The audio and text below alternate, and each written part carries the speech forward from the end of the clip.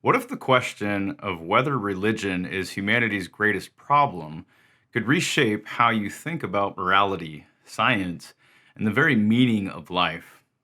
In this video, we're not just revisiting the fiery debate between Christopher Hitchens and Dinesh D'Souza. We're dissecting their arguments, exposing their strengths, and revealing their logical missteps. This isn't just a debate, it's a roadmap for understanding one of the most contentious questions of our time. Stick around, because missing this breakdown means missing out on the tools to engage with these ideas in a world that desperately needs clarity. In April 2010, at Notre Dame, two intellectual titans, Christopher Hitchens and Dinesh D'Souza, debated the provocative question, is religion the problem? Hitchens, a leading voice of New Atheism and author of God is Not Great, argued that religion poisons everything. D'Souza, a Christian apologist and conservative thinker, countered that religion provides answers where atheism falls short. Over 900 students packed the hall to witness this clash of ideas. Today, we'll break down their arguments, step by step, what they got right, where they went wrong, and what it all means for us today. And the greatest obligation that you have is to keep an open mind and to realize that in our present state, human society, we're more and more overborne by how little we know and how little we know about more and more, or if you like, how much more we know, but how much less we know as we find out how much more and more there is to know. In these circumstances, which I believe to be undeniable, the only respectable intellectual position is one of doubt, skepticism, reservation, and free, and I'd stress free and unfettered inquiry. In that lies, as it has always lain, our only hope. So you should beware always of those who say that these questions have already been decided. In particular, to those who tell you that they've been decided by revelation, that there are handed down commandments and precepts that predate, in a sense, ourselves, and that the answers are already available if only we could see them, and that the obligation upon ourselves to debate ethical and moral and historical and other questions is thereby dissolved. It seems to me that that is the one position, it's what I call the faith position, that has to be discarded first. So, thank you for your attention, and I'm done. I love his accent. It's smooth with a touch of arrogance and comes off as erudite. It's like a mumbling, low, sophisticated argument that feels like I already agree with him. Yes, my boy, but have you thought of... Side note, I cannot help but see the rat-faced scabbers from Harry Potter when I see Hitchens. You know, the right hand of Voldemort. Happy Christmas, Harry. Before he starts in, Hitchens frames the argument by forcing his audience to agree to the reality of how little we know.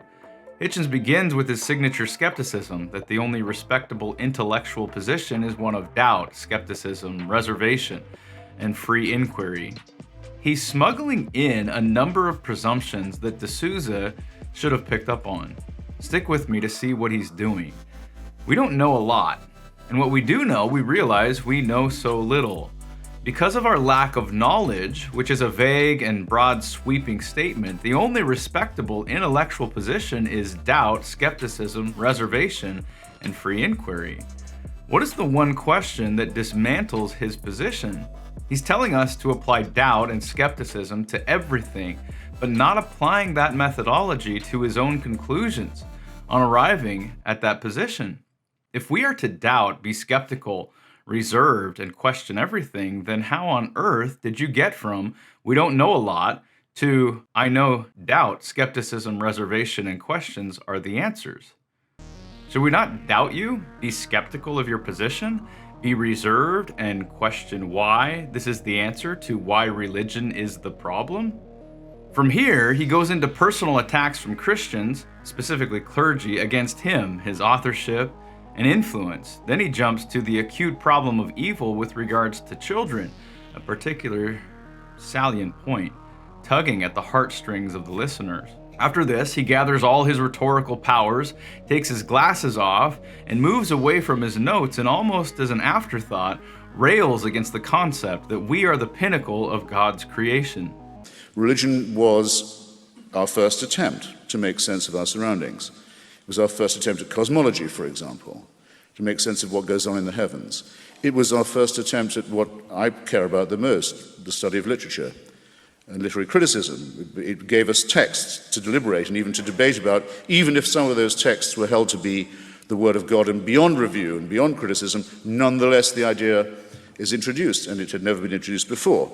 It's our first attempt at healthcare, in one way. If you go to the shaman or the witch doctor, and you make the right propitiations, the right sacrifices, and you really believe in it, you do have a better chance of recovery. Everybody knows it's a medical fact. Morale is an ingredient in health. And it was our first attempt at that, too. It was our first very bad attempt at human solidarity because it was tribe-based, but nonetheless it taught that there were virtues in sticking together. And it was our first attempt, I would say also, this is not an exhaustive list, at psychiatric care, at dealing with the terrible loneliness of the human condition, at what happens when the individual spirit looks out shivering into the enormous void of the cosmos and contemplates its own extinction and deals with the awful fear of death. This was the first attempt to apply any balm to that awful question. But, as Charles Darwin says of our own evident kinship with lower mammals and lower forms of life, we bear, as he puts it in The Origin of Species, we bear always the ineffaceable stamp of our lowly origin. I'll repeat it, the ineffaceable stamp of our lowly origin. Religion does the same thing. It quite clearly shows that it's the first, the most primitive, the most crude, and the most deluded attempt to make sense. It is the worst attempt, but partly because it was the first. Arguing that religion is humanity's first attempt to explain the universe, and a crude, deluded attempt, riddled with superstition. Hitchens holds that religion is old, outdated, and an early attempt at taking our best guess, full of superstition and not just irrelevant, but harmful. For Hitchens, the belief that God is behind the universe comes up short. But we also must be aware of what he believes by his negation. The universe exists, we simply don't know, but I know it's not God. An easy follow-up question to Hitchens could be, how do you know we don't know? The assertion that we cannot know something is a claim to knowledge, one that doesn't follow suit with Hitchens' skepticism if followed to its terminus. Further, Hitchens needed to make a positive case that religion is the problem. What he ended up doing was going on a fun little jaunt through selective history and its interpretations, salted with a heavy dose of incredulity, high-browed scoffing, and concluding his first argument by pointing out Iranian nukes and church-honored Putin as the biggest problems with religion. I'm not sold. I'd probably agree with a lot of what he stated, but I don't see how he persuaded us that religion is the problem. Not taking religion seriously does a disservice to his platform, and rhetoric may persuade the simple and entertain. Your audience may even leave liking you, but you won't change their positions. That's not the only reason why religion is a problem.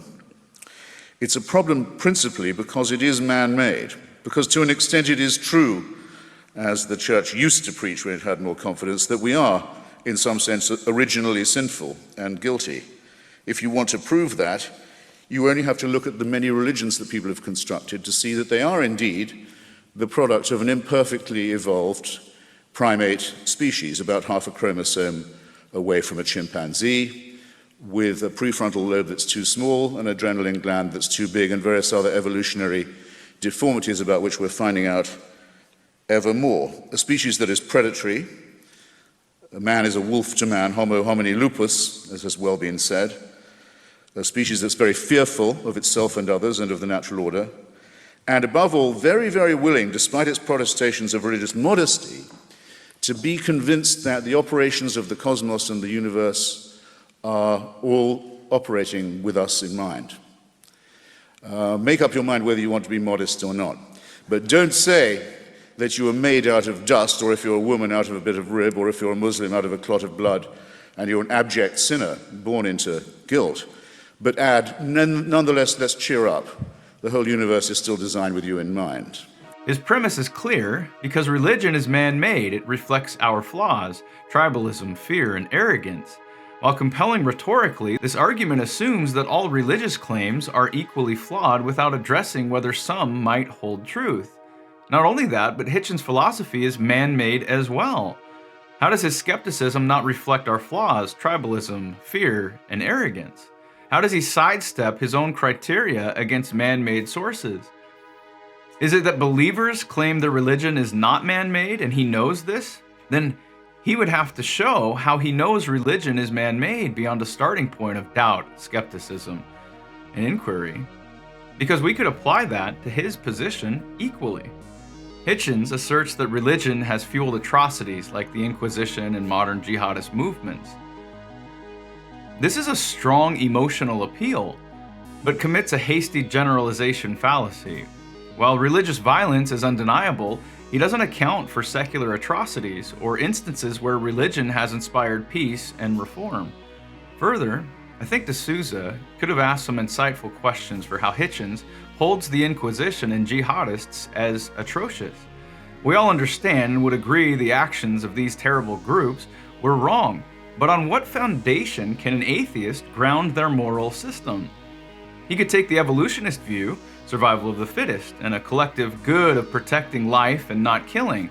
But on evolutionary theory, 4 key motivations for survival result: fight, flee, feed, and fornicate. If we're just advanced chimps, why behave in honorable, benevolent ways, especially when it would be advantageous to lie, cheat, and steal, according to the 4 mandates of evolution? How do morals arise in a society if evolution is true? Further, how are morals anything more than subjective and perspectival? For Christians, morality is grounded in the nature of God. For atheists, morality is grounded in the self, or a group of people, or whoever has the biggest stick.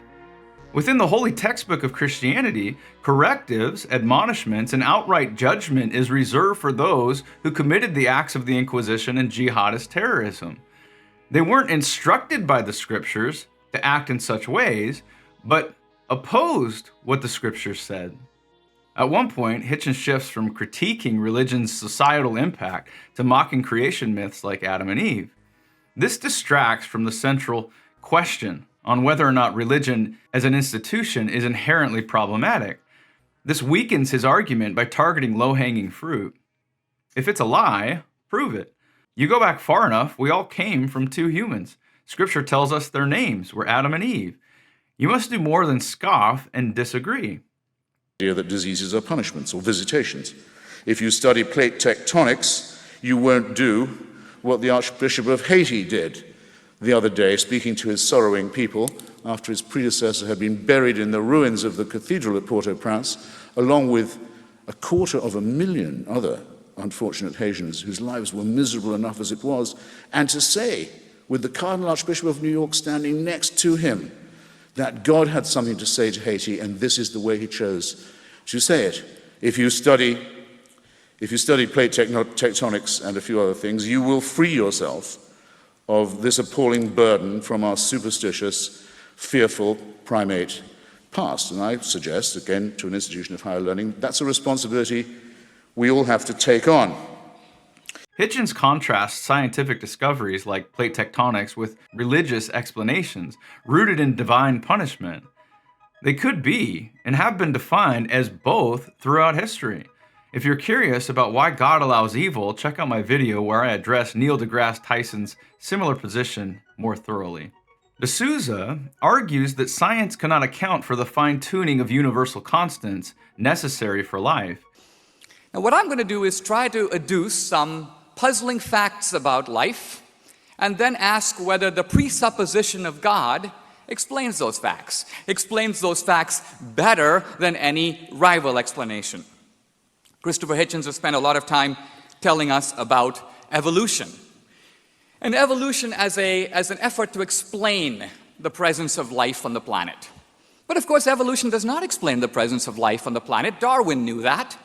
Evolution merely explains the transition between one life form and another. That's very different from accounting for life itself. Consider, for example, the primordial cell. If you read Franklin Harold's book, The Way of the Cell, this is a biologist at University of Colorado in Boulder, he describes the cell as a kind of supercomputer. It is of a level of complexity. Even Richard Dawkins in his work describes the cell as a kind of digital computer. Now, the cell can't have evolved because evolution presupposes the cell. Evolution requires a cell that already has the built-in capacity to reproduce itself. So how did we get a cell?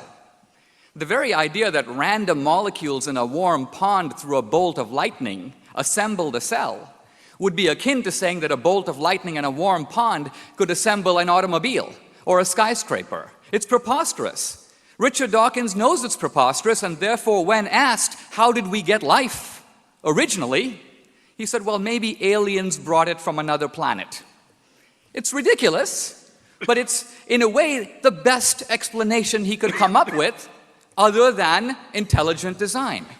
He posits that this points to an intelligent designer. This is one of D'Souza's strongest points. He's correct. You can't get an ought from an is. Science explains what is with regard to the physical universe, but it doesn't account for what should be with regards to why the laws exist. How is it that they are so fine-tuned? Further, you don't get moral edicts from scientific data. The jump from what is to what ought to be morally will always be a chasm that atheism will never have the legs to jump, at least not as a materialistic scientism view. Evolution can't even account for morality. Now, this requires a little bit of explanation, so think of a couple of moral facts. And I'm not talking about heroic deeds of greatness. Think of simple things. Getting up to give your seat to an old lady in a bus. Donating blood. There's a famine in Haiti, you volunteer your time or you write a check. Now, if we are evolved primates who are programmed to survive and reproduce, why would we do these things? There's a whole literature on this, and basically it comes down to this. The advocates of evolution say, well, evolution is a form of extended selfishness. If a mother jumps into a burning car to save her 2 children, that's because she and her children have the same genes.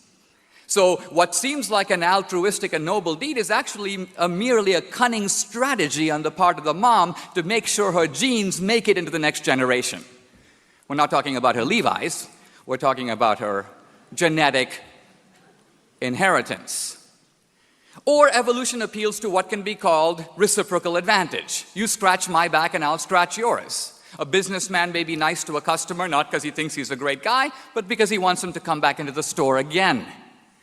But these two common evolutionary strategies to explain morality don't explain the 3 examples I gave at all. I'm in a bus, the old lady hobbles in. She's not a relative, she isn't grandma. So genetic kinship doesn't come into it, and neither does reciprocal advantage. I don't say, well, I think I'll give her my seat because next week I want her seat. No, you give up your seat because you're a nice guy. You give up blood because you want to do a good thing. You donate your time to help strangers who are genetically unrelated to you and can't reciprocate your favors. These are the simple facts of morality in the world. And what is the evolutionary explanation for them? There is none, or if there is one, I would like to hear it. D'Souza contends that altruistic acts like donating blood to strangers can't be explained by evolutionary self-interest alone. I agree with him. Moral acts that cost us can't be justified in an atheistic worldview beyond a personal truth for themselves that will make them feel good. But you won't get an ought under atheism. For Christians, God is life, and we are to reflect His love, His sacrifice, and goodness. Atheism is driven by self-interest and preservation of the self, which chides against laying down one's life for another. Lay down my life? No, survival of the fittest. Who would invent a religion that commands us to give up our lives for one another, to overcome evil with good, to love our enemies, to turn the other cheek, to give our possessions to the poor, to be just and merciful? When humans invent religions, They want the appearance of morality so they can get away with immoral behavior, and the God ends up being them, or looking very similar to them in their secret desires. Jesus Christ died for our sins. There was a benefit for this act, but it was selfless, not selfish. It was you and me. That was the payoff. Some atheists know it isn't God, but will go to great lengths to attempt explaining their world being seeded by alien life forms which haven't even been verified empirically. D'Souza counters Hitchens' critique of religious violence by highlighting atrocities committed by atheist regimes like Stalin's Soviet Union and Mao's China. The Inquisition. When I was a student at Dartmouth, if you had asked me how many people were killed in the Inquisition, I would have said hundreds of thousands, maybe millions, horrible blot in Western history. Truth of it is, these things are not carefully studied. Henry came in as a multi-volume study of the Inquisition. Spanish Inquisition was the worst. And over 350 years, the number of people killed in the Inquisition was fewer than 2,000. Now, 2,000 people, 350 years, it works out to about 5 guys a year. Not normally considered a world historical crime. Now, is that 2,000 too many? Yes. But my point is that while the atheists are often crying crocodile tears over the crimes of religion, crimes that, by the way, often occurred 500 or 1,000 years ago, what about the vastly greater crimes of atheist regimes committed in our own lifetime in the last century, and they are still going on? If you take Hitler, Stalin, and Mao alone, the three of them collectively in the space of a few decades killed close to 100 million people. And that's the tip of the iceberg. What about Ceausescu, Kim Jong-il, Fidel Castro, Pol Pot? Pol Pot, he's a junior league atheist. Normally you don't even name the guy. But his Khmer Rouge regime in Indochina following the Vietnam War kills about 2 million in about 3 years. 2 million! Even bin Laden in his wildest dreams doesn't even come close. So I'm all for looking at the historical record, but let's look at it fairly and not blame religion for crimes when there are vastly greater and more recent crimes committed by atheist regimes. Let's look at all sides of the ledger. Atheistic regimes have killed more than 100 million people. Check out the Black Book of Communism in the Congressional Library to verify those numbers. Why is that? Because what begins as self-interest, self-prescribed morals become whoever has the most military power to force someone else to do what you want them to do when they don't agree with their self-interested, prescribed morals. This reframes the debate, but risks committing a tu quoque fallacy, shifting blame rather than directly defending religion's merits. I think it would have been more effective to force Hitchens to ground his moral system in anything other than evolution, science, personal preference, or an agreed-upon consensus. Every one of the blue and white-collar citizens of Nazi Germany during the Nuremberg trial justified their behavior in supporting and betraying their countrymen on the basis that society deemed it right and good. Do you know what that judge of that tribunal retorted with? The Chief Counsel for the United States, Robert H. Jackson, won the day with the argument that there is a law above the law. That is the measure by which some laws can be deemed good and some evil. His position was upheld by the court and used as the basis for the conviction of most of the Nazi leaders and the execution of many of them. Without God's moral code, all rules become far too permissive on the one hand and totally arbitrary on the other. Morality is not arbitrary. It's not based in one's opinion or even a society who lives in agreement with certain principles by well-argued lawyers. Otherwise, we end up in Nazi Germany. Christopher Hitchens was part of the so-called Four Horsemen of New Atheism alongside Richard Dawkins, Sam Harris, and Daniel Dennett. These thinkers collectively argued that religion should not only be questioned but actively opposed for its societal influence. Tragically, Hitchens passed away just 8 months following this debate due to esophageal cancer, a loss deeply felt even among his critics. Interestingly, his brother, Peter Hitchens, a devout Christian, offers a stark contrast to Christopher's atheism. The relationship reminds us that belief and unbelief often coexist within families in deeply personal ways. For more on Christopher Hitchens, check out his surprising friendship with Christian apologist Larry Alex Taunton, including their road trip discussions on the Gospel of John. Check out Larry Alex Taunton's YouTube channel. Hitchens' rhetorical brilliance captivates audiences and effectively critiques religious dogmatism, but his weaknesses, he overgeneralizes and offers quite a few red herrings. These weaken his case against religion's broader societal value. He's so masterful with his wit and humor that the onlooker enjoys his medicine without realizing its poisonous effects. D'Souza's strengths, his fine-tuning argument and moral critique resonate with those seeking coherence between science and faith.